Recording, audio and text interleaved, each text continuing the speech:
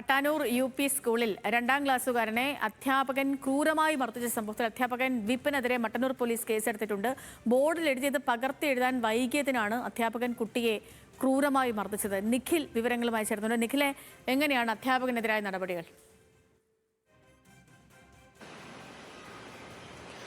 സേതു, ഏതായാലും 16-ാം തീയതി ഉച്ചയ്ക്ക് 2 മണിക്കും 3 മണിക്കും ഇടയിൽ ഈ അധ്യാപകൻ കുട്ടിയെ മർദ്ദിച്ചു എന്നുള്ളതാണ് കുട്ടിയുടെ അമ്മ നൽകിയിരിക്കുന്ന പരാതി.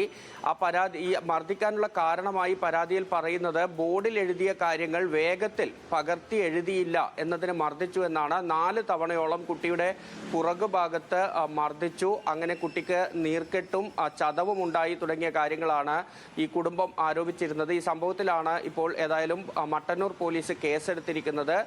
ഈ പട്ടാനൂർ യു.പി. സ്കൂളിലെ അധ്യാപകൻ വിപിനെതിരെയാണ് പോലീസ് കേസെടുത്തിരിക്കുന്നത്. പോലീസിന്റെ നടപടികൾ ആ നിലയ്ക്ക് പോകുന്നുണ്ട്.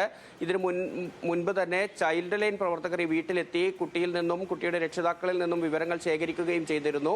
ഇന്നലെ ഈ വിദ്യാഭ്യാസ വകുപ്പുമായി ബന്ധപ്പെട്ട ഉദ്യോഗസ്ഥർ കൂടി ഇക്കാര്യങ്ങളിൽ സ്കൂളിലെത്തി വിവരങ്ങൾ ശേഖരിച്ചിട്ടുണ്ട്.